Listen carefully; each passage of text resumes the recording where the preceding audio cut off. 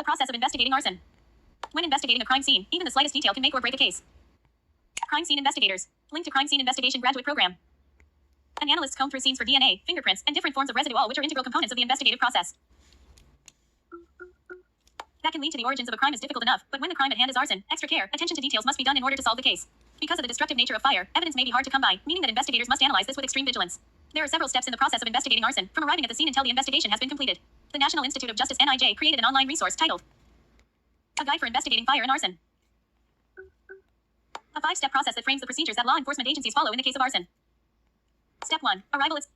According to the NIJ article, while approaching a fire scene, first responders should observe and mentally note the following conditions and activities and initiate permanent documentation of the information. There are a number of things that need to be assessed at the scene of the crime, such as any visible victims, the damage caused by the fire, and any witnesses or bystanders. Anything identified in this initial stage can contribute to the investigation, no matter how small the detail. Small observations can begin to lead investigators on the right path and give them hints as to whether a fire was caused intentionally or by forces of nature. In terms of an outright attack, the article warns responders to be wary of incendiary or explosive devices. It is also important for responders to consider and be aware of any flammable devices within a building, such as gas canisters or electronics that may explode. Once responders have assessed the scene, they can then act appropriately in advancing the situation, whether that may be putting the fire out, removing civilians from the building, and ensuring the environment around is safe. Step 2. Evaluating the scene. Once the first responders have contained the situation, investigators should meet with the incident commander and first responders to assess previous events and the current status of the fire scene, make introductions, identify essential personnel, and determine scene safety and integrity issues. In following these steps, investigators will be informed about the scene and situation, and will be able to proceed with the investigation. The article states that the investigator should determine the identities of witnesses and conduct interviews. This aspect is important because witnesses can give key insight into any individuals who may have fled the scene, when the fire started, and what was happening during the fire. During the evaluation phase, caution tape is placed around the designated scene area, blocking it off from the public and making authorities aware of the crime scene parameters.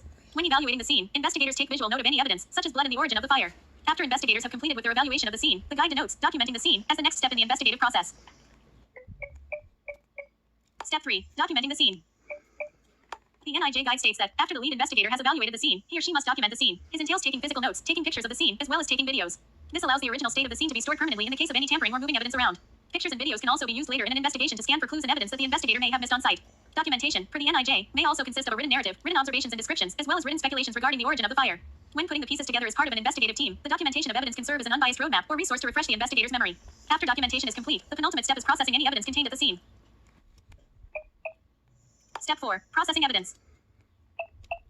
Prior to processing evidence, the steps in the investigation mainly deal with assessing and document the situation.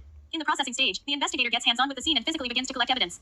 Within this process, the NIJ states that investigators should identify, collect and preserve evidence, prevent evidence contamination, package and transport evidence, and establish and maintain the chain of custody. Identifying, collecting, and preserving the evidence means that investigators have to physically sift through the scene and collect any materials that they deem relevant to the investigation. In the case of an arson, this may be any weapons, explosive devices, matches, or anything else that could give them insight regarding the origins of the fire. In the case of arson, the evidence could lead investigators to determine exactly how an individual started the fire. Preventing the contamination of evidence is important, especially in the case of a fire where evidence may be in a weakened state. Packaging and transporting evidence is the next step, which entails evidence being taken to a secure facility where it can be analyzed in an environment free of contaminants. Establishing and maintaining the chain of custody involves making sure the evidence is tracked at all times and possession changes are documented. After proceeding with evidence processing, investigators must then complete the scene, which is the next step. Step 5. Completing the investigation. After the scene has been secured, documented, and cleared of all investigate relevant evidence. Link to crime scene investigation graduate program. Investigators are then tasked with taking the final steps in their on-site investigation. This includes releasing the scene and submitting reports to the appropriate database. Before they can release the scene, investigators must ensure that they have collected all possible evidence, documented the scene accurately, and remove all materials used as part of the investigation. After the scene has been cleared and released, the final on-site task is recording scene information in various databases, such as Arson and Explosives National Repository, Bomb Data Center, National Fire Incident Reporting System, and state and local fire incident reporting systems. These databases store information that can then be accessed later to further the investigation. After the scene is fully cleared, the fire can then be fully investigated appropriately.